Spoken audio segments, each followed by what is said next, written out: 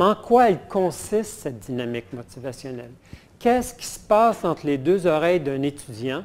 Le schéma que je vais vous présenter, le modèle, ce qui est intéressant, c'est qu'on va y voir des sources de cette motivation interne, puis on va voir les manifestations. Alors, face aux activités pédagogiques qu'un enseignant propose et parfois impose à ses étudiants, les trois sources principales de la motivation, ce sont des perceptions. Perception de la valeur de ce que vous proposez à vos étudiants.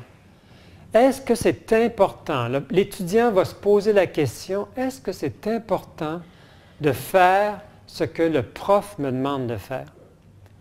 Perception de la valeur. Ça, c'est une chose très importante.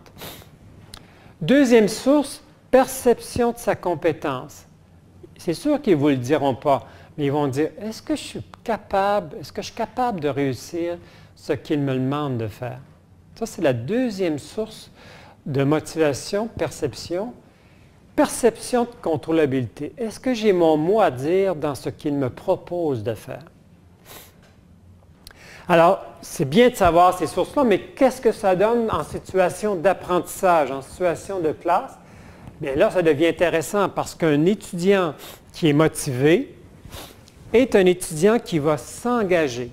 Quand je dis engagé, c'est un étudiant qui va être concentré, attentif, qui va utiliser des stratégies d'apprentissage, non pas seulement que la mémorisation, qui est une stratégie d'apprentissage, c'en est une, mais il y en a d'autres stratégies.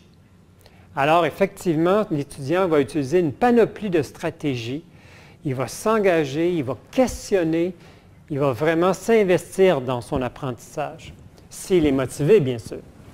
Par la suite, il va persévérer. Alors, la persévérance, il faut la voir en termes de temps. C'est un étudiant qui n'abandonnera pas du premier coup. C'est un étudiant qui ne lâchera pas, il va continuer, il va se réessayer même s'il se retrouve devant un obstacle. Il va consacrer du temps à ses apprentissages. Alors, un étudiant dont les perceptions, les trois perceptions dont on vient de parler sont élevées, va s'engager, va persévérer et l'apprentissage va se réaliser et l'apprentissage va être une réussite la très grande majorité du temps. L'étudiant va réussir. Et ce qui est intéressant, et la flèche qui part de la réussite et qui retourne aux perceptions, c'est que plus vous réussissez, plus vous valorisez ce que le prof vous propose, plus vous vous sentez compétent à réaliser, plus vous avez un sentiment de contrôle. Et là, la roue tourne du très bon côté. Ça va bien. La motivation, elle est positive. Par contre, si une de ces perceptions-là est à l'état 0, c'est rare, mais quand même, ou s'il y a deux perceptions qui causent problème, bien, l'étudiant ne s'engagera vraiment pas. Il va faire que le minimum. On appelle ça le principe du minimax, minimum d'effort pour le maximum de points. C'est le strict minimum. Il va essayer de mémoriser pour passer l'examen, mais c'est tout. Ce n'est pas ça un engagement, mais il va faire ça. Devant un obstacle, il va arrêter. Il va se fier à ses camarades. Il va dire, bon, on travaille en équipe, donc mes camarades vont m'aider. Et le succès ne sera pas au rendez-vous. L'apprentissage ne sera pas au rendez-vous. Et qu'est-ce qui va se passer? Bien, tout simplement, c'est que n'étant pas au rendez-vous, il va rencontrer des échecs.